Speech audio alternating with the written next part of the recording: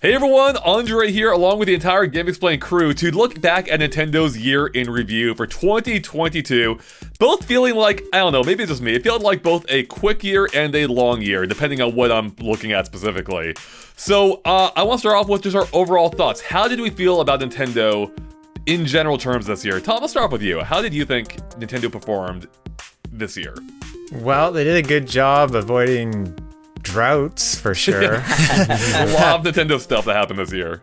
Yeah, but unfortunately, if you're not like a Pokemon fan, like me, you might have not like big, huge AAA type experiences you might expect. But no, they did a good job keeping the Switch train going, and surprisingly, a few things closing down, but we'll get into that later in the news. I don't even know what that means, so I'm intrigued. That tease for later. All right, Joey, how about you? How do you think Nintendo did this year? I thought they did decently. There was a few standout hits, namely Kirby and the Forgotten Land. Nearly a year ago at this point. Nearly a year, right? Like, especially when you have a baby, it's just like at the beginning of the year, that baby's a completely different person. And now here's this kid your baby's driving already now, right? Yeah, exactly. So they might as well be. And so now like the beginning of this year feels like even longer ago, right? Right. But now that I think about it, it's kind of crazy to me how I just remembered Splatoon 3 came out. And like I quickly forgot about that game. And I even kind of forgot about Bayonetta 3, even though I reviewed it, right? I didn't feel like they were, other than Kirby and the amazing, incredible Forgotten Land, I felt like this year didn't have many bangers, for lack of a better term. Releases. Yeah, I know. I also didn't play Xenoblade Chronicles 3, though, so there's that. That's true. I imagine if you were a fan of those. Like, Triss, your perspective may be a bit different. So, Triss, how did you feel about Nintendo this year? Yeah, to me, this was a relatively strong year, but I also understand the perspective that, like, if you're not into Kirby or Xenoblade, things that are widely considered, like, not the highest bar for Nintendo, it's not their Animal Crossing or Mario or Zelda, so of course it's a bit lower priority for people. But even then, we had a whole new Splatoon game and also 2 Pokemon games. It was pretty solid overall, I have to say. It was paced pretty well. As Tom mentioned, there was really no droughts. There was just a lot of strange uncertainty going into the summer, which was weird. There was a lot of weirdness with Nintendo this year in general that kind of makes it stand out to other years, and I think that might be muddling in with the good releases for why it was a notable year. For better or worse, a notable year, because there's a lot of weirdness this year. Yeah. All right. Well, we'll get into more of that later in our headline section. Yeah. Jake, how did you feel about Nintendo this year? Yeah, for me, the headline, I think, is that this is the most transient Nintendo's identity has been in a while. I think the Switch console is getting long in the tooth, and I think that it really stands out when in comparison to the other pieces of hardware right now. And when you look at their games versus the Nintendo games, I think this is the widest that chasm has been. I understand people that are big fans of the JRPGs and the other things that came to Nintendo Switch this year, but there is something about it that feels a little been there, done that. And Nintendo's identity of being kind of like the games you can't get anywhere else, that like childish fun factor that I think is inherent to a lot of Nintendo consoles, because the Switch is at this point kind of older, it's just not as present anymore. And I think a little bit of the magic is lost. And as a little bit of a Grinch myself, to be honest with you, I think this is intrinsically linked to the widening of the Nintendo IP, to the movies, to the theme parks, that expected to do some of the work of what this brand is and what it's supposed to mean. Yeah, it's a really interesting way of looking at it. Because I think on the one hand, that's why this year, I think, did excite me in terms of like Nintendo news, because we are finally seeing the fruits or the culmination of these reports we've had for years now, of them working on theme parks, of them working on movies. And we're finally seeing that come to, we just found out a couple days ago or yesterday at the time of this recording, that the Universal Hollywood Park is opening in a few months. And that the Mario movie, of course, is coming out next year, which we hadn't seen at all up until, a month ago? So, like, things are coming to a head quickly. But in terms of, like, the Nintendo Switch as a console, I do think this year, like, this is the year where I felt like I didn't play it all that much. Like, it didn't hook me. There wasn't a whole lot to really grab me this year, and that's partially for my own gaming taste. I'm not an RPG guy, so I didn't bother with Xenoblade Chronicles 3. I gave up on Pokemon a long time ago. I played Legends a little bit. I'm like, yeah, I like it. You know, it was cool, but it didn't hook me, and I found myself actually playing the Xbox more than anything this year. For its like multiplayer, for its like engaging multiplayer games, and you know, Game Pass has helped with that as well. But yeah, even like, you know, I think that this year in particular for Nintendo was like very sequel focused as well. Like almost every major release for them was a sequel in some form, like Xenoblade Chronicles 3, Splatoon 3, Bayonetta 3, Mario & Rabbids Sparks of Hope. Even the Pokemon, for as different as they are technically sequels. I will say that they largely stand alone, so I'll give them credit for that. And you know, there's Battle League as well, which is a big disappointment for me, but we'll get into the specific games later on. But yeah, I think for me overall, it was a bit of a middling year for Nintendo. Like, I don't know if I share the same complaint of Switch itself necessarily feeling long in the tooth. I myself would, you know, prefer to have the more powerful Switch, but it's more the specific game releases that I think drug Nintendo's relevance this year or impact this year down for me rather than the hardware itself. Let me ask a question for the people that have been in the space longer than me. Is this year for the Switch still better than the best year for the Wii U? Oh, hold up. The best year for the Wii U had Donkey Kong Country Tropical Freeze. So no. So you say no. So no. Okay, all right. Despite that, I would not go as far as saying this is the worst year of the Switch. I wouldn't say so either, but Yeah, I'm just curious. Just trying to put it in perspective here. Yeah. You know, I want to let me adjust this a little bit, or reframe my perspective. I don't think it was a bad year for Nintendo. I think it was objectively, I think it was a pretty good year for Nintendo. Yes. It's just more that there wasn't like a ton of standouts for me. Kirby and the Forgotten Land, great game. And they had a lot of other really good games. It just didn't have like those massive games I, you know, find myself like getting lost in. Splatoon 3, for many, I'm sure, is that game. For me, it was more of the same, so I kind of bounced off that pretty quick, even though I'm sure I'll keep going back to it every now and then for like Salmon Run or whatever. It's just like, yeah, it felt like this year Nintendo relied just a lot on their IP catalog, and it wasn't as exciting for me for that reason. They didn't do a whole lot new outside of Forgotten Land and a few others. So, you know, there were still some standouts for me as well. All right, well, I think now that we covered our overall thoughts, let's get into a little bit more of the nitty-gritty. Let's talk about, more specifically, the game releases, which of course is a big part of Nintendo. That's their main thing. And I'll just go through the list here, and we can just talk about whatever we want. So Nintendo's big releases for the year included Pokémon Legends Arceus, Triangle Strategy, Kirby and the Forgotten Land, Nintendo Switch Sports, that came back, Mario Strikers Battle League, Fire Emblem Warriors 3 Hopes, Xenoblade Chronicles 3, Splatoon 3, Bayonetta 3, Mario & Rabbids Sparks of Hope, Pokemon Scarlet and Violet, and of course they had some DLC in there as well, which we'll talk about as a separate part of the discussion. So when you look at that list, like, that's pretty good. Like, all those, most by and large, scored well. Those are all really good games. What stood out for you this year about those? Oh man. So honestly, like really, when you put it all together, so many of these. There's a lot of games. Like there really is a lot. I think it's really a fact that, kind of like I mentioned earlier, there's not many that are like up there in their biggest IPs, so it doesn't feel like as much until you look at it like this. Yeah. And then you think like, wow, we had no downtime this year, did we? Pretty much every really month had no there was downtime. something. Yeah. Yeah. And in my head, I'm like, oh, yeah, well, there was no E3, so June was downtime. No, we had 2 releases in June. June was not slow. And out of all of these, I mean, of course, everyone knows how much I love Xenoblade Chronicles 3, so I'm not going to talk about that one here specifically, because I don't need to keep driving that one home. I actually want to take a moment to mention Triangle Strategy.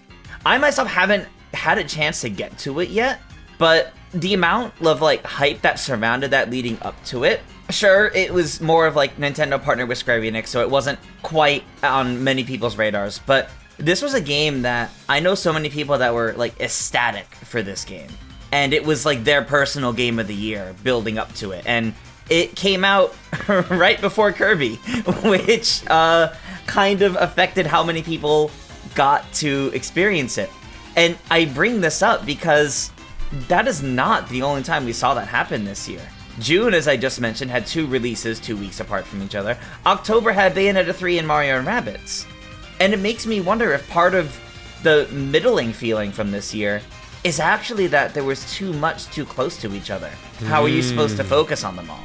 You're going to pick one or the other. And I think that's the issue here. That's a good observation. that they had too much content. So we went from the Wii U, which had too little content, to having too much content now. There's too much. It depends. Perspective. It's tough. It's tough because I think I think it really, if you are an RPG fan versus if you are not, is a huge difference maker in this specific year for the Switch. Yep. You bring up Triangle Strategy, and my impression of that game is that maybe it was a little bit of a disappointment when compared to Octopath. And I know people really enjoyed that game, but I feel like it didn't make a splash. The HD 2D wasn't as new and exciting, and even so, I feel like I see way more talk around Octopath 2 than I ever did with Triangle Strategy, which was announced like mere months later. Right. Yeah. So that's not honestly the thing that really stands out to me when looking at the list of the releases here. We get 2 Pokemon games in 2022. 2 huge, innovative, different steps in this franchise that is famous for not being innovative. And and big swings from Pokemon.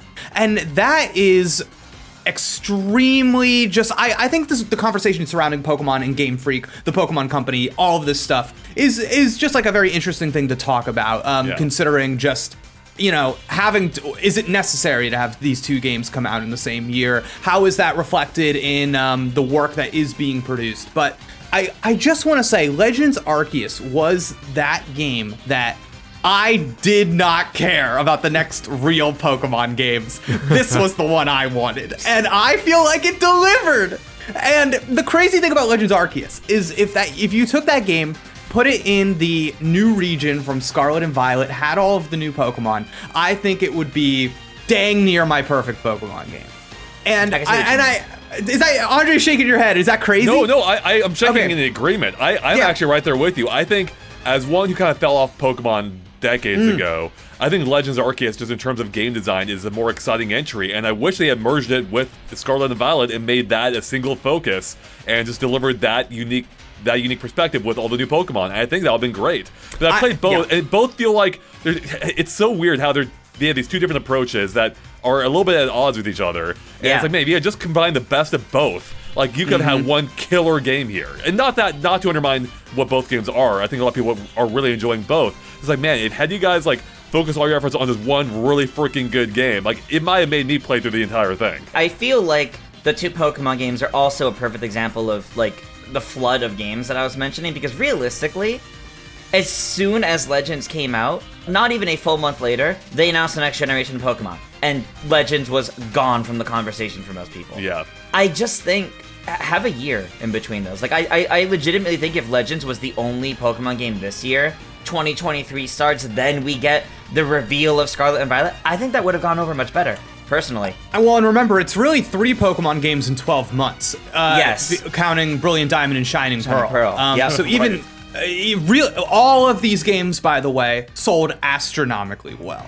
Yeah. And that's why they do it. Yeah. So who are we to say? But I do want to just shout out Legends Arceus for me, because I think that there was this magic in Pokemon growing up, where so much of the creatures and the games were in our collective imaginations. And you kind of blended what you saw from trading cards and the TV show into the attacks and stuff of the game. And it lived there. And I think as we've gone to 3D and as we've made things more real in the players' minds, there's been a little bit of magic lost. And for me, a little bit of that came back. Because you'd be running around and I'd see, every game I looked forward to seeing the new Psyduck sprite. Because I was like, oh my god, there's going to be a new version of my favorite Pokemon. I can't wait to see what he looks like in red, gold, Ruby and Sapphire. And in this game, it was like, oh my god, I round a corner, and then there's a little pond, and Psyduck's splashing around, dude! And it made it exciting to see him again. And it's been so long since it was exciting to discover in Pokemon like this. It felt like, and the in-between moments in Legends Arceus, the moving from place to place, the throwing, all of these little in-between things that I think you're just doing to get to the next thing in most Pokemon games. It's just your brain is off. They made it active. They made it something that you're concerned with as the player, and I really can't say enough good about it. I thought man, I wish that the battles were a little more traditional and there was a little bit more of that classic Pokemon that I love there. But I didn't think Game Freak had this in them. I did not think, I did not think there were ideas like this behind the scenes. And just a Pokemon game where a big old monster can take you out. And you gotta dodge. Like, heck yeah, let's go. This better come back. It better come back. Love Legends Arceus. It all felt more visceral, and I like that. It did remind me more of like how you imagine it as a kid, you know, where you are on this like adventure, and you know, having the anime as part of that definitely helped that impression. I appreciate all of that. I really do hope that they take some lessons from Arceus and move that, you know, when they move forward to the series, whether it's in the form of an Arceus sequel or Legend sequel, I guess, or they incorporate in the next mainline Pokemon game. I do hope that they don't just ignore the lessons in favor of whatever Scarlet and Violet accomplished, which, you know, did its own things well as at the same time, but I think for me, Legends represents a more exciting future for the series, and I want them to see more of that. So, all right, what other standout game? I mean, look, we can't talk about Kirby. We can't not talk about a little bit of Kirby: The Forgotten Land. No, you're right. We can't talk about it. Let's move on. Yeah, that was practically Joey's Nintendo Game of the Year, I think. In fact, that may have been your Nintendo Game of the Year. Yeah, right? It's my favorite Switch game of the year, and I never thought I'd say that about a Kirby game. I think that was mine too. Yeah. Yeah, it was both of ours. Because man, what a game! What a game. Like, I picked this up after reading those good reviews, one of them being yours, Andre. I was shocked because this game I didn't think I'd see so many 10 out of 10s, 9 out of 10s. So that's when I thought, okay, I'm going to pre-order this. Let's see where it goes. And I got it. I fell in love with it. And which is interesting because I played the demo, which came out like 2 weeks before the game came out or something. The demo was not great. Like, I thought, okay, this is fine. Not really in love with it. But for some reason, the full game, like, I was hooked almost instantly. Yeah. Let me ask you a question, Joey. Let me ask you a question. What is it about this game that is not boring in the way that people think other Kirby games are? You know, they're too easy, too slow, too whatever. Like, what is it about this game that is not those things? Why is this such a big step forward? I think it's very creative in giving you something that you wouldn't expect, right? All of a sudden there's mouthful mode and you're driving a car. But at that point, we already knew that was a thing. But the way it incorporates that into later levels was just like, whoa. Like, this is pure Nintendo creativity at its finest. I'll be honest, I haven't played this game in a very long time, so no specific moments are popping out to me, but I just remember being wowed at the pure creativity of it all, and that's what Nintendo platformers have been known for, is that creativity. I'm saying that a lot, but that's just all I think of with this game, is just pure fun, pure wholesomeness, pure innovation in its level design. And it's just, innovation, right? Because it is innovative in how it puts Kirby into 3D, and it did it more than just, I don't know, simply translating the 2D gameplay to 3D. Which it did and it didn't, you know? Because it still took advantage of that 3D quite well. Yeah, as someone who loves 2D Kirby games as well, the level design in Forgotten Land is fantastic.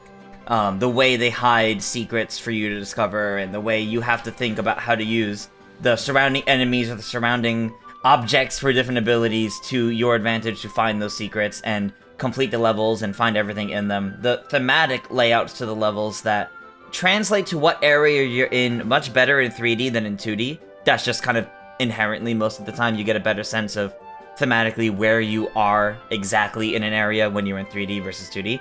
And Kirby in the Forgotten Land really pushed that compared to its 2D games as well. Yeah, I mean, that's it. It's the fact that it was in 3D. It just allowed for them to do more interesting things that we hadn't seen 30 times before with the series. The turtles, man. The turtles. Yeah, that turtle is great. Yes. Yeah, I just, like, for me, like, I fell off Kirby hard because I'm like, every game is the same game. They have some new gimmick, usually not that interesting or not enough to save the game. And I was just getting tired of Kirby in 2D, so being able to move it into 3D, let them do some new things with the space that they weren't able to before. And I think someone mentioned it yesterday, but it's effectively a better 3D world. Like, it takes what they're trying to do with 3D world that works better for Kirby's style of gameplay. And yeah, I think that's just why it's just a really fun time. Man, I love 3D World, though. Shout out, baby. Love 3D World, especially when they made it faster on Switch. That really did a lot of work. That was definitely better. Did you play it? Did you play Kirby in the Forgotten Land, Jake? I've started it and I got bored. What? So I get what you're saying. I think I wasn't in the right mood for it at the time. I think it was competing with Elden Ring, and it was tough, and so I bounced off. But there are things I liked about that game. I just didn't make the time for. I was an appreciator of the upgrading of copy abilities. Yes. I thought that was kind of fun. Just because I think we like are familiar with them already, and that little surprise of, oh man, what's this going to turn into, and how I don't know, that did a lot of work for me. I really enjoyed that, but I'll make the time. I'm gonna go back. Yeah, I was. Here's the thing. That sounded like me when I played the demo, right? Like the demo, I didn't feel like, I don't know what it was. The demo didn't make me think like, oh, this is gonna be an amazing game. I thought, right, okay, it's gonna be a decent 3D Kirby, right? But the full game, like, I think whoever made that demo should be fired, right? Because that did not sell like how good that freaking game was.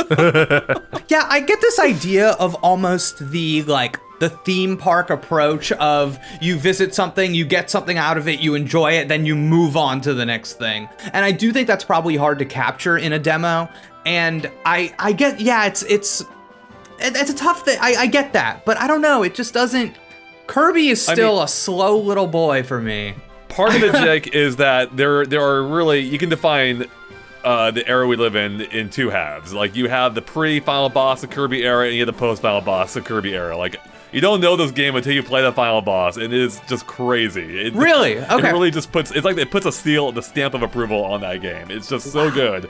The whole final climax is just one of the best I've experienced in a game, I think. Wow. So yeah, it's just really stellar. I think that just helped like elevate the entire package as well. Like, just the way that game ends is superb. So better than Splatoon 1?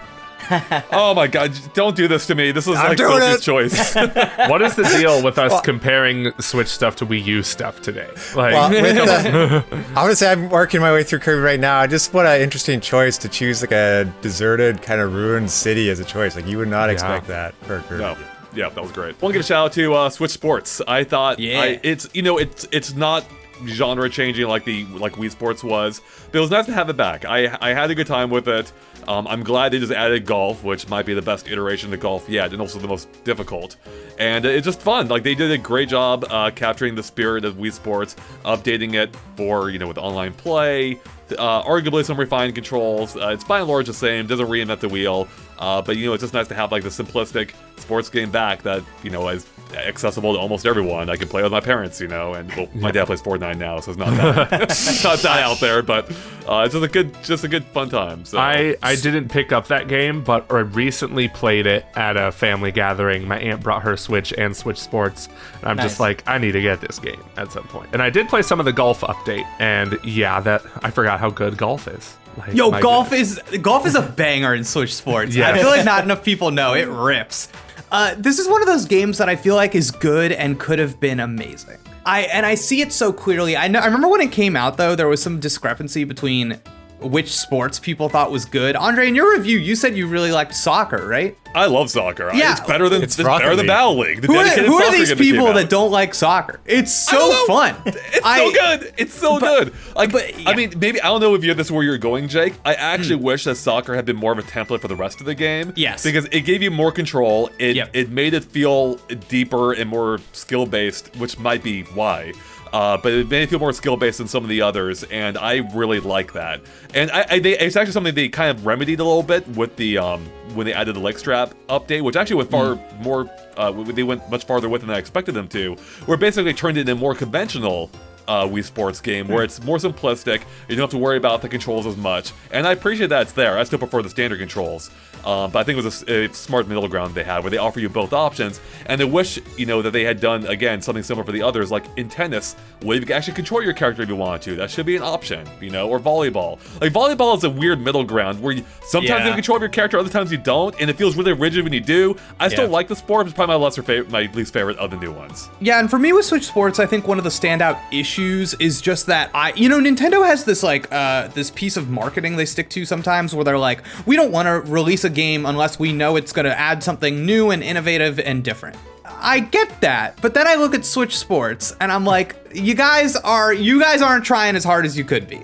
And I think there was an opportunity with Switch Sports. This is a game that wants you to play online. Playing online, I think, is the only way that you can earn the little rewards, right? Yeah, they're the little free battle pass thing. Yeah. So how are they not doing like fun little events or just like adding on top of that online experience? How have they not added in more sports? I think that's the biggest L of this whole thing, is that there are, I can't believe how long it's been since that game came out, and they said, okay, we're releasing some golf courses that we've already built. And I just am like, a key frustration, I think, this year with me and Nintendo has been Nintendo saying, oh no, we get it. We're releasing online games. Look at Strikers, look at Switch Sports, look at Splatoon. And they don't take any of the lessons of like building these communities, building out these events and activities that drive engagement and keep you coming back for more. I wish Switch Sports had some of that. I would love to have a reason to log back on and play more. Yeah, they're trying in small steps, but it's not like the major changes you want. Like, they're trying to add little things over time, but nothing like that. It's not like a whole new sport, except golf. It's so interesting because I think Switch Sports is probably one of Nintendo's better online experiences, but I totally get what you're saying, Jake. Yeah. They could lean into that more. I don't know. Have a day where you change the physics of soccer, where the ball's heavier or something. I don't know. Fun things like that would be really cool. But to Switch Sports' credit, the online actually by and large works well. They have the room ID, so you can play with anyone, which I love. I don't have to be friends with them to have to stream the game and have people join in the room. That's awesome. And that's something that disappoints me about. Actually, and to Battle League's credit, they actually tried to do something interesting with their whole league system. I had no interest in it myself, but they tried to. I don't know if anyone's using it. But Splatoon 3, one of my complaints about that game is the fact there's still no generic room lobbies. Why? I don't understand how they can do one thing well in one game, like Mario Party as well. They have the room IDs, but then Splatoon 3, their biggest online release of the year, there's no good way for streamers to play with their community. Yet, considering they told us that's coming soon with the yes, we're past the period of soon. Soon's launch gone. with it. No, I think about this all the time, and I feel like I don't understand. Does Nintendo just have blinders up to what other people in video games are doing? Would it have been so wrong if there's in Switch Sports we do a Zelda promotion and they go, hey, in Chambara, log on and fight Link. Link will take you on. Oh, Pokemon's coming out? Hey, play volleyball. They're Pokeballs now. What? Just do it.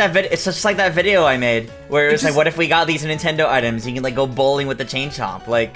There's so many fun things they could do. Ball, yeah. Yes, there's so many fun things they could do with it that they aren't, and it's kind of jarring that they won't. And some of it almost feels like it's like they're too afraid to maximize the use of their other IPs.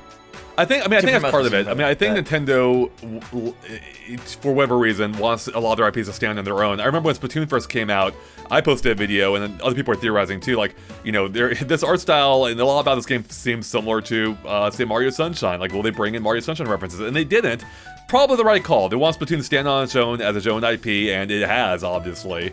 But Switch Sports inherently is more generic, even with the sports mates now instead of Mii's. Mm-hmm. And I don't think they necessarily need to make it its own thing fully independently. But with that being said, a lot of the costumes they released are still kind of cool. They do stand out. They just had this, the weird, they had some Halloween costumes recently. They had the weird candy get-ups. So they are trying to make us stand out in their, I think their free battle pass is actually kind of neat. Especially because you don't have to pay for it. But yeah, I think it could go even farther in this case, having Nintendo stuff in there. But yeah, I just imagined PD Piranha in Salmon Run. Thank you, Andre. But yeah, I guess one thing too is they don't want to just mush all their IPs together. Maybe they're worried that they won't come up with new stuff. But Switch Sports, it does seem like an easy thing to add in fun events. Everyone just gets a Link hat. But setting aside Nintendo IP, how do you have a game like Switch Sports and not go, okay, Winter Sports update? Here's a new. How do you not do this? We have Wii Sports Resort that came out, I don't know, when I was a baby. And it's just sitting there. And I'm like, guys, if there better be, I want a summer expansion. Just something like this. I think I can't imagine other platform holders having what are essentially sequels and going backwards the way that I feel like some of these are. I really do think it's kind of crazy. Especially if they made it free with the expansion pack or something like free, but more encouraging for subscriptions. Yep. Exactly. Yeah, I mean, I think Nintendo, this is more of a broader conversation. I don't want to get too into it, but I think Nintendo, it's funny, for a company that is all about these evergreen titles that, sell perpetually, they're terrible at updating them beyond their initial wave of support that they give them. Animal Crossing, they killed off in a year. Like, what the hell? That is the kind of game that should be an ongoing, life title. Like, that should be getting constant updates year-round for years. Splatoon 3, they at least did commit, I believe, 2 years of content, which is an impressive amount for Nintendo. But then you look at a game like Mario Party Superstars that came out last year, big seller, 0 DLC, a game that's perfect for it, 0 DLC. I don't understand some of their decisions at times. Look at Mario Strikers Battle League. What happened to that game? Like, what happened, What Tris? happens to that What game? happened? Like, who fell asleep? Like, there are waves of updates that they did throughout the year that they also then barely promoted. Felt like a quick, we'll toss it, this week. There's nothing going on. Sure. Here's your more returning characters from previous games. Like, Someone pointed out to me there was literally only 2 new characters to the Rosalina franchise. and Pauline. Yep. I don't want to sit there and be like, oh, the lazy developers thing, but like when the largely still complained about Mario Tennis and Mario Golf from the past few years had significantly more content in the same amount of time, it feels like Next Level Games was told by Nintendo, this has to come out June, no matter what. And they decided, we can't get all the characters done then, so, alright, you can release them before the end of the year. And that was it. And this is what the game was supposed to be at launch. This is the first time I, looking at what Strikers is now, still really bare bones. This is the first time I look at it where it is now and I say, this is probably what it was supposed to be at launch, which still isn't saying that much. But I don't know what happened with this game, but it really is disappointing. But I think it's also like the perfect example of missed opportunities and strange decisions being made. Tris, I'll say I agree with the strange decision stuff. I'll disagree with trying to get all the characters at launch. I think it's a planned decision to have more announcements later on to be like, hey guys, this game still exists, buy it. Instead of just all in one shot. GameXplain will make videos about them, every character update. There you go. Easy. It's a built-in promotional push, totally. But Andre, yeah. Oh no, 100. I mean, I just can reiterate that. That's exactly what it is. Like, they have a set amount of content, and they want to try and increase the lifespan of the game by doling it out over time. The problem is, and it's actually not a terrible strategy. The problem in this case is the foundation of the game just wasn't strong enough to support that, in my opinion. Maybe I'm off base. Maybe there's a ton of engagement online. I'm not seeing it, but maybe there is. But as far as, for me, I can only speak for myself. I may hop on, check out the characters, and I'm immediately popping back off. It's not going to pull me back into this game. It's not, I mean, even if there was an arguable lack of characters at the beginning, my main issues of the game will go deeper than that. And doling these characters out over time isn't fixing it. And maybe having them all at once may have been better. They just needed a larger roster to help accommodate that. And they needed the Waluigi Suck It animation. Yes, where's Waluigi Chop? That's really the main thing here. Where's the Waluigi Suck It? It's not even it's not even like the previous other sports games that Camelot did, where there was a monthly or weekly event going on to already bring people back. Oh, I want that costume for that character. I'll boot it up and I'll play enough online to get that. This didn't even have that, at all. The only reason to bring people back was those updates. Whereas at least with the previous sports games they released, there was rolled out content, even just ranked rewards of costumes for a whole year. This game doesn't even have that. And it's significantly lacking in comparison. It's just so disappointing. Andre, I really feel with what you're saying though about I just kind of feel like this game's a top to bottom failure. And content aside, content aside, the decisions made about the core of the gameplay, I still look at things like the way the stadium has shrunk and the balancing that goes into what that means for the game. Giving it less opportunities for, I think, player creativity and decision making, and more about the fast-paced nature of it. One of my earliest GameXplain videos was Jake has concerns about Mario Striker, which is aged like a fine wine, by the way. That is a God of War review, apparently. Yeah, that's true. But is getting rid of the bespoke teams.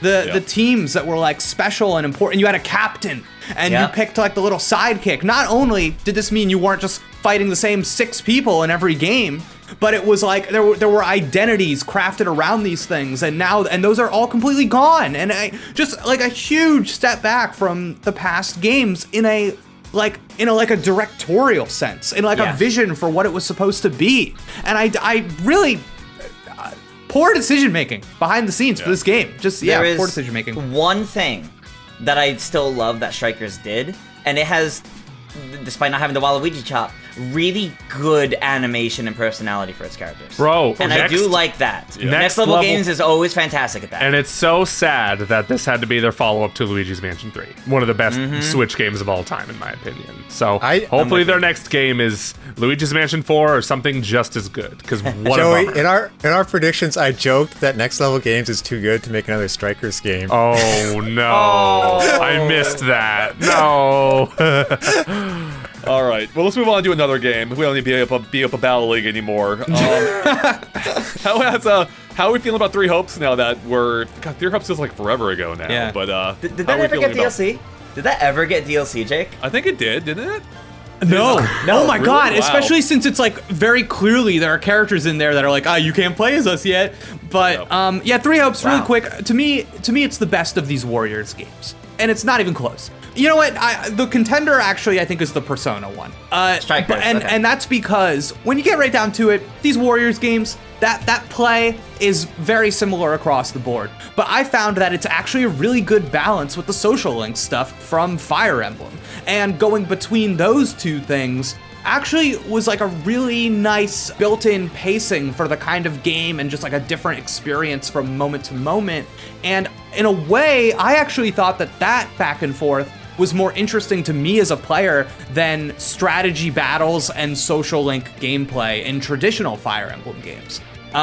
Because both of those kind of like selecting from options, whereas this is, okay, now over here you're selecting from options and making social choices, and over here you're you're doing a crazy action game. And that balance, that's what really worked for me in Three Hopes. Really liked it. Yeah. Interesting. No, that's the first time I've really heard that too. Like, I know people compare it to the other Warriors games. The main thing I hear it compared to is Hyrule Warriors Age of Calamity, the previous big significant Nintendo one. And I think it's interesting to hear that it sounds like this is the best of those in terms of the gameplay and blending the systems of its origins, basically. But especially probably also has to do with the fact that Fire Emblem Three Houses, the game it's primarily based off of, was also made by Koei Tecmo. So I think they knew they had a lot more close to home sources to pull from that I think it blended together even better in that case. Yeah, it was a genuine article. It definitely was like, this is so a Fire Emblem 3, this is Fire Emblem Three Houses 2, that it was impressive in that way. For me with that Zelda comparison with Age of Calamity, it was just that I bounced off Age of Calamity because the performance was too bad for me. Fair. And here, they pulled it together. They actually, I go into reviewing that game and I go, here we go. And it was fine. It was fine. Yeah, so. Yeah. I'm just shocked that they get DLC. I hope you open every review that way. Here we go. Every game. I'm just shocked it didn't get DLC. It's like one of the first Warriors titles that didn't. Feels like. I don't know. It's almost maybe for me as one who didn't really play it. I almost appreciate that. I assume the game was strong enough that they didn't need DLC. Like this is the case where they didn't dole out. Not that the Warriors games, they usually have a ton of content, add more on top of it. But there are times where I'm like, you don't need DLC. Not every game needs DLC. No, but there are times where its absence does feel weird. Andre, that's a good point. That's a good point. You know what I mean? I didn't finish Three Hopes and go, oh, there's some people I really wish I could have played as. That, and I hear you. It's nice that I put that game down and was like, man, this was a banger. See you next time. Yeah. Right. Yeah. Like, cool. Yeah, a weird case was, I don't want to delve into it too much, but I remember when Breath of the Wild announced DLC before it came out, and that was just a weird announcement. Yeah. Like, is the game even needs it? Like, are you not confident in the content that's already there? Which it had a ton, as we know. It was just, weird timing. Some games then are rough, and you're like, wow, I wish this game had TLC. True that. That's a DLC update for some games. Let's move on to another game with 3. Actually, we have a couple of games coming up 3 in the name. Xenoblade Chronicles 3. Triss, you reviewed this. You loved it. How are you feeling about it now? Like this, I feel like for someone who was a fan of like RPGs, this would have been like a big tentpole release this year. Yeah, this was like one of like my most like hype releases of the year. This is one of the ones I was most excited for, and I think with everything this game came out to be, I've been really happy the last few months seeing like people get through the game and get to experience everything that it has. Now, just because we mentioned the whole DLC side of things, this is worth noting. This game is also getting DLC. I didn't like the first DLC for it, because it was just, here's a quirky character we're adding. Yes, Sure. the neck. With the neck. Yeah, Okay, the character yeah. that does not look like they should be alive because they're literally toothpick thin. Yes, do not like that. Makes me uncomfortable. We know there's another random character being added, but then there's story DLC next year, and that intrigues me. And Xenoblade Chronicles 3 is such an interesting case where these games, when they get story expansions, they are good story expansions that either really expand on the lore that make you say, we really did need that, or like, we didn't need it, but I am so glad we had it. Like, 2 had that with its DLC, Definitive Edition of Xenoblade Chronicles 1 had that future connected extra thing. So everything Xenoblade Chronicles 3 had at release, loved. Fantastic game. The fact that it has a future ahead of it, I'm excited about. Tris, didn't they also get sexy costume DLC? They got swimsuit DLC. They did get God. swimsuit DLC, which funny enough, you have to work for. If you want it, you have to like do all this stuff to get it as a reward. I genuinely wonder if stuff like that lowers the opinion of the game in people that might buy it. Because I honestly see that DLC and it like puts a bad taste in my mouth about the game, and I don't know how much the people that love Xenoblade are like, finally swimsuits. Like you know what I mean? I just think like maybe it doesn't mean anything. Maybe I'm crazy. It Jake, is mixed. It I'm gonna depends say on the kind quick- of fan you are. Yeah, I want to say quickly, Mario Odyssey still sold well with Nipple Mario. I mean, Yes, It it's did. true. It's That's true. half the reason I picked that game up. You're right. Never mind. I take it back. I had to see it for myself. You know what I mean? Yeah. Yeah, I actually wish I were more of a JRPG fan because I feel like some of my complaints with Nintendo this year perhaps might have been lessened had I had that giant tentpole release to really invest myself into. Sure. But I think it's also partly for how big of a title it is that turns me off. Like, I don't want to commit 100 hours to a Yeah. game, you know? I like being able to dip into a game, and if it hooks me that long, awesome, great. You know, like Fortnite or any number of games I've been playing recently. But yeah, I can't make that level of commitment from the start. It's like, Right. I'm not ready for that. Anytime so. somebody tells me, I'm so sad you're not into Xenoblade, you should play it anyway. Just focus on the story. And I'm like, I don't have the time, No. dude. It's a big ask. It's a big ask. Yeah. It is. Speaking of time investment, who's still playing Splatoon 3? It came out 3 months ago. Who's still actively playing it? Tris, okay, great. Yeah. Tell us how you're feeling about it. And Jake, all right, perfect. And Tom Tom. raises his hand too. Yeah, no, I still enjoy it. I think after the Pokemon Splatfest is when I've kind of started to drop off a bit, and I'm like, I'm going back for events. I'm still slowly making my way through the story mode whenever I feel motivation to. And I'm actually kind of happy about that because I haven't just hard dropped the story mode like I have like any other Splatoon game. So I am enjoying that. I like what the game brings, and I enjoy playing it with my friends, especially when events come on, because then more of my friends get together. We try to really play our best with it, and I enjoy the experience with it. But I think as a casual Splatoon fan, I think that's kind of the most I could say on it. I really like that new Snipe Rider. That thing, it's got the little tank special too, so I'm trying to get good with chargers, so I'm enjoying that. But I feel like Splatoon needs to adhere to, you know, like when Strikers has DLC and it releases 2 characters, how much does that really change the game? Like, not really. You know what I mean? It's like, it's not doesn't, meaningful. yeah. Right, it's not meaningful enough for everyone playing the game. And I don't even think it's that meaningful if you're playing those 2 new characters. And Splatoon, when Splatoon's like, oh hey, we've got like a new weapon type, I don't know, that's cool for like 5 seconds, but if you bounce off of it, then it's like nothing. And I just like, I still kind of think it's gonna happen. I think in 2023, Splatoon 3 is gonna have some big thing. And it's gonna make me go, oh dang, they did it. And I don't know what it is It's yet, getting- but I'm holding out hope. I hope they have it in them, yeah. Don't we know it's getting some sort of like big DLC, at least story thing as well? Which they Oh, could but use if to it's a add story up. thing, Tris, I'm immediately not interested. Splatoon 3 could not pay me to play through its story mode. Okay. Couldn't pay me. That's Yeah, that's actually my favorite part of the game, kind of, is the story mode. Like I love that there's an overworld. There's 2 things I love doing in video games: cleaning stuff up and collecting stuff. and that's what it does for both. me. That's All up to Power Wash Simulator. Exactly, yeah.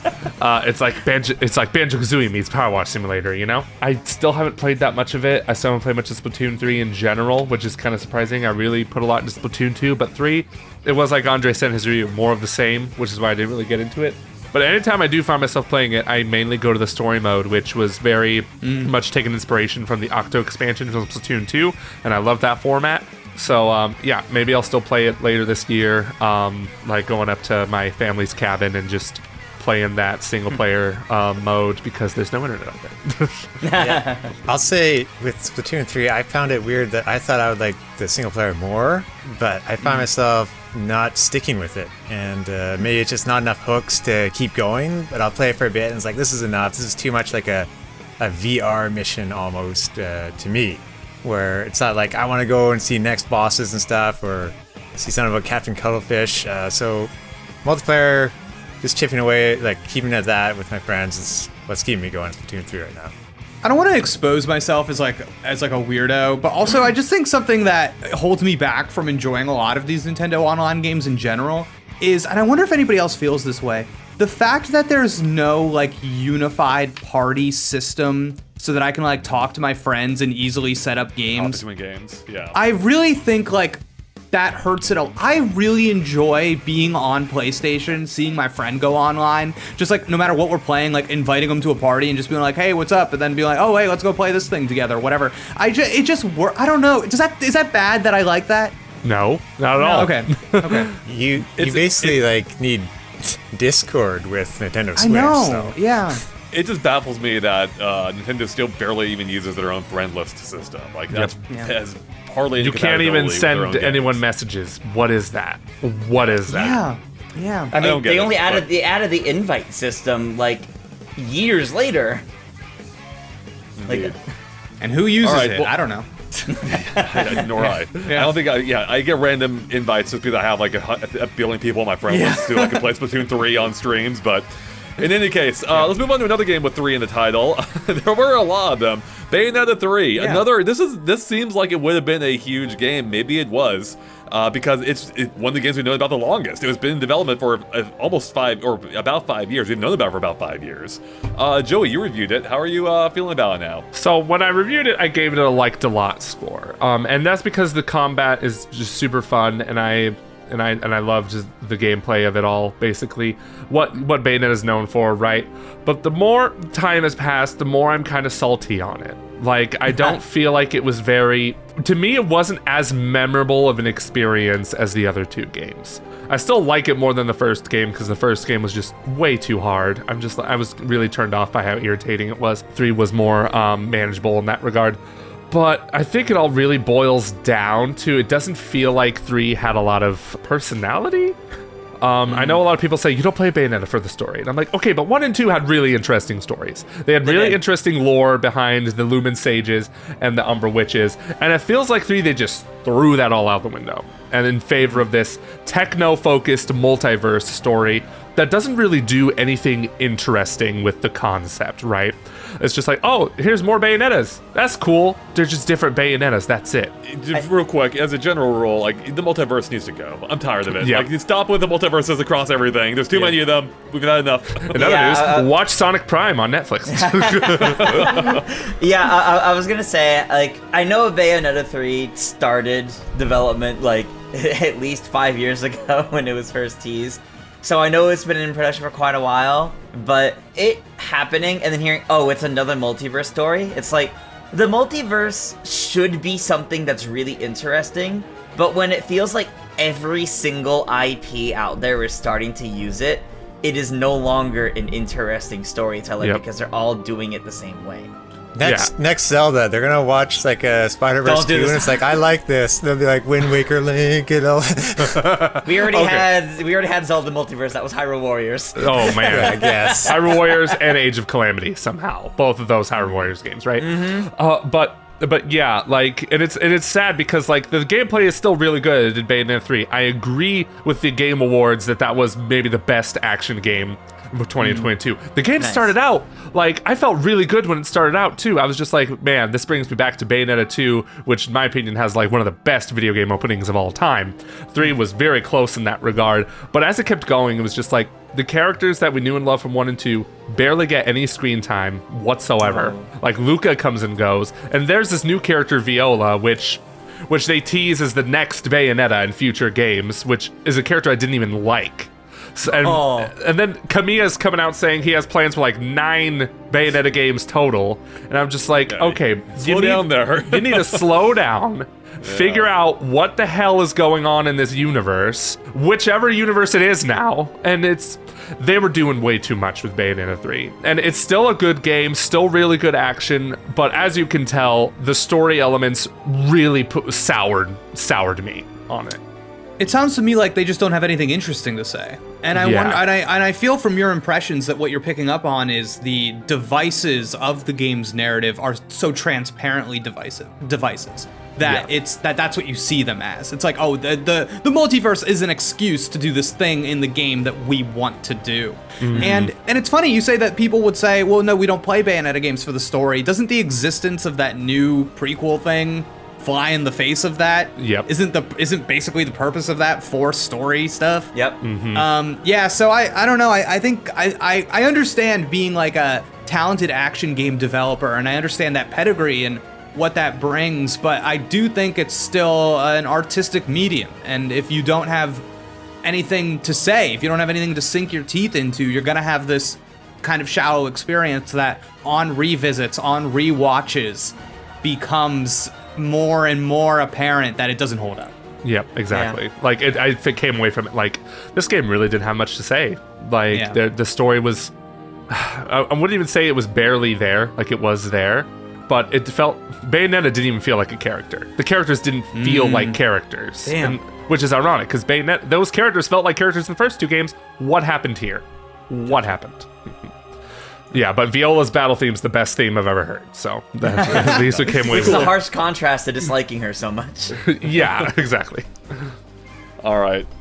Did anyone here really play much Sparks of Hope? I unfortunately just have not had time to fit it in. I've started it. I've started it.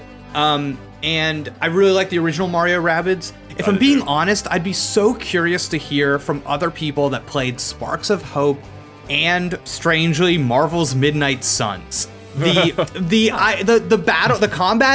combat systems are kind of similar, and I think they're trying to achieve a lot of the same things, and even moves like the dashing through opponents in the little like pseudo grid that isn't actually there. Like, that's all there. That's all that like stuff is. Yeah, and like I just can't. It's hard to go back. Now that I'm playing Midnight Suns and it looks, people do an attack and I'm sitting there going, oh my god! Like, it's kind of hard to go back to Rabbids where it's like Mario goes, pew. You know, it's Well, Rabbid Peach takes selfies. Yeah. It's just that's been my thing with it. But I want to go back just because I think that's like a nice little handheld game. I think that's a nice little I think I really like doing those battles. I'm a little bit, I don't know, maybe I'm on the weird side of this, but I don't know if I like the decision to open up the explorable worlds. Because I think I am on the side of I just kind of want to go from encounter to encounter. I haven't played this yet, but that's what's really wanting me to play it is the open world, quasi open world stuff. Because I played Mario Rabbids, I finally finished the first game like this year just to get caught up on Sparks of Hope. About halfway through, I was like, this is getting too much. Like, the combat system wasn't enough to really like grip me, and I think I even turned it down to easy just because I was getting sick of it. Yeah. And I liked that they added more stuff to do outside of battling, at least from what I've seen. I haven't played the game yet. It's on sale today, but I have way too many Christmas presents to buy, so I know it'll be on sale again. Like, you could pick up the first game for like dirt cheap. I expect the same is going to happen for Sparks of the Year. Yeah. Cool. Yeah, I need to play it. I want to play more of it. I just haven't found the time, so it's too many things to play. Yeah. And it didn't help, of course, for many people, I imagine, that Pokemon Scarlet and Violet just recently came out. A huge release, somewhat controversial with how buggy it was, but despite that, it seems like the general opinion is it's still a really good game overall, just one that's especially buggy for Nintendo standards. I remember being in your DMs, Andre, while we were still in the review period, and being like, I have this idea. The jank of Pokemon Scarlet and Violet. You know, not knowing what the conversation surrounding these games was going to be, just knowing I was like, man, I feel like I have a duty to talk about this. I really think in a lot of ways that is the headline for these games, which is a shame because I think Tris will agree with me that like it's hard to talk about the positives sometimes because that headline is so big and bold. I kind of think that the open world design is good and it like doesn't get any credit. I actually think it's like well done. The battles, the mechanic, the main gimmick, terrestrialization, I think is my favorite out of any of these gimmicks that the Pokemon games have ever done. The designs of Pokemon that fill up this Pokedex, I think it's the most interesting region of Pokemon ever. The amount of content from the gym leaders to the Titan battles to the Team Star battles, in particular, there are 3 different stories there that I think everybody will like at least one of them. Yeah. And the character design, I kind of think that Pokemon Company, they taught me a little something here about how they are kind of the best in the biz when it comes to a certain kind of character design. I was playing this game and couldn't stop thinking to myself, like, man, these guys like jump off of this horrible looking game. This horrible looking video game. These characters are shining through and I can like see them in a children's cartoon already in my head being awesome. Yeah. And like, that's how good the design is. So much to love about this game. So many reasons to hate it. Like, what a video game, man. I kind of think that that's interesting and it doesn't like make me upset. It's just kind of, man, I cannot wait to talk about this game next year. Will it get patches and content updates that totally change the conversation? I don't know. Man, I really hope there's at least changes in the conversation, whether good or bad. I don't know, but I'm with you. I want to see exactly how that goes because it is a really fascinating situation. Yeah, and this world is incredible, especially in the fact that with the performance issues, we couldn't even figure out all those performance issues until the game came out. So much of it's tied to multiplayer stuff. This really big aspect that is being pushed so heavily for the first time in a Pokemon game. And that's where so many of the issues are. We never could have known that going in. Say, wasn't a rare time that Nintendo apologized about the state of the game? Yep. Yes. Which says a lot, honestly. Which really says a lot. Like this was after. They're listening. Yeah, which was after it was announced that this was like the best-selling. I don't know about best-selling video game of all time, but like best-selling Nintendo game, right? Yes. Fastest to 10 million, I know for sure. Yep. Just sold absolutely ridiculously. And honestly, there's this, I kind of am interested in this conversation about like who is at fault between Game Freak, the Pokemon Company, and Nintendo. And if you ask me, I say Nintendo. That's I feel like they could parachute people in to help with this video game. You know what I'm saying? They have to maintain a standard of quality. This is a huge IP for them. What is going on? Like I think you go to the top in a situation like this, and who's the big boss? I think it's Nintendo. God, their relationship is so complicated. I don't know if it actually is or not. It's so, it's a very complicated issue. And I don't even know if it ultimately matters who we blame this on or not. It's the fact that, for whatever reason, they felt like they had to get this game out on time, presumably for holiday sales to match up with all the marketing stuff and all the toys and whatever else. The apology does feel a little hollow when, it's something they could have stopped. They didn't have to release it now, but they wanted to for the sales and to maintain marketing parity with everything else and synergy and all that. But the fact that they, it's so weird because the game sold absurdly well, despite all of that. So what lesson are they taking away from this? Well, it may not matter. Yeah. Although we may not fully see an impact until the next game anyway, because I think people are going to buy it regardless. And if they have a bad experience here, it could affect sales in the next one. I don't think it will, but who knows? Really? Ultimately, it's embarrassing to release a game in that state from a company known for its quality as Nintendo and.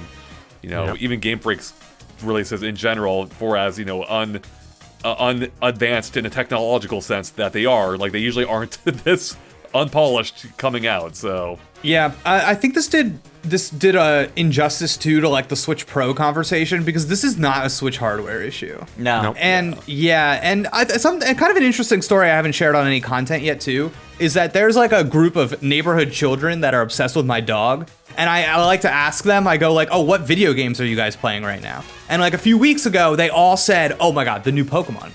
And I asked them, I was like, "Oh my god, okay, what do you think about the performance?" And they had no idea what I was talking about. And like literally had to give them a lesson in what frame rate was, and they were blown away. Didn't think about this ever, and they like love the games. And I do think sometimes I look at like reviews and stuff and like the main discourse that's happening, and I'm like, man, who are we talking to if not like the main people playing these games? You know what I mean? It's like I don't even know anymore like what is important to talk about. I don't. Yeah. I mean, that's partially the genius of Pokemon, because every new game they're hooking in a whole new generation, and they have like no experience with what's a good frame rate or not really, or they don't know the difference, and it doesn't matter to them. And I'm honestly jealous. Like, I wish I could go back to being that age when I was a kid, playing games in the 64 era where Perfect Dark ran at 12 frames per second. I didn't give a crap. That was amazing. It's like, oh no, another It's one of the N-bomb. buggiest Nintendo games ever. I played.